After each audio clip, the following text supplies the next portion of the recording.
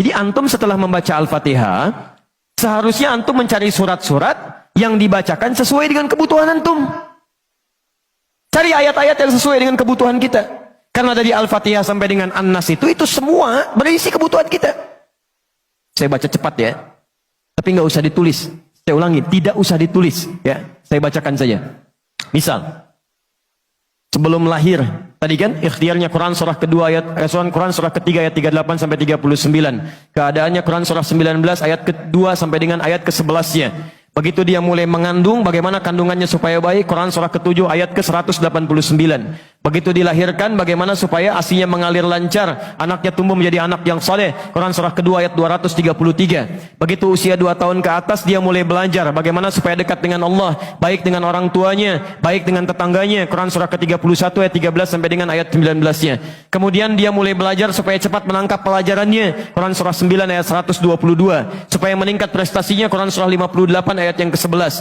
Kemudian dia mulai meningkat lagi pendidikannya, mulai mendapatkan teman-teman bergaul, bagaimana supaya tidak bisa merubah keadaannya, supaya lebih dekat dengan Allah, tidak terjebak dalam pergaulan bebas, Quran surah ke-49 ayat ke-13-nya. Ada yang serius datang mau melamar, bagaimana menyikapinya, Quran surah ke-4 ayat yang ke-4. Terjadi pernikahan, Quran surah 30 ayat ke-21. Setelah menikah, bagaimana membagi tugasnya supaya tidak gelisah dalam pembagian tugas, tidak saling menyingkirkan satu dengan yang lainnya, Quran surah ke-4 ayat 34. Setelah dia menikah, suami mulai mencari nafkah. Bagaimana cara bekerjanya? Yang standar ada di Quran surah kedua ayat 168. Kalau mendapatkan ingin yang lebih mudah lagi, Quran surah kedua ayat 172. Kalau belum berangkat, rizkinya sudah menunggu dia, Quran surah 7 ayat ke-96-nya.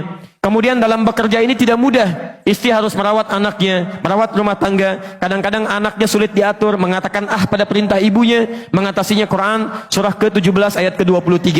Itu dua-duanya sama-sama capek. Jangan dikira yang pergi ke kantor saja. Ibu pun merawat anak juga kadang-kadang ada rasa lelah. Bagaimana mengatasinya? Kalau lelah-lelah sedikit, itu ada di Quran surah ke-26 ayat ke-80.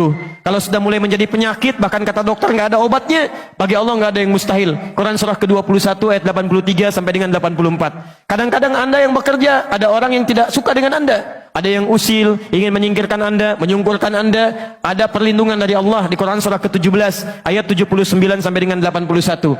Kalau ada yang membuat diri Anda tersesat sampai mengatakan, ya Allah kenapa dia begini, ya Allah apa nggak ada solusinya, selalu ada. Amalkan di Quran surah ke-21 ayat 87 sampai dengan ayat ke-88-nya. Sampai Anda beraktivitas lagi, mendapatkan kesenangan hidup, harta mulai melimpah, Masya Allah, rumah semakin luas, syukuri itu semua dengan mengamalkan tuntunan di Quran surah ke-14 ayat yang ke-7-nya.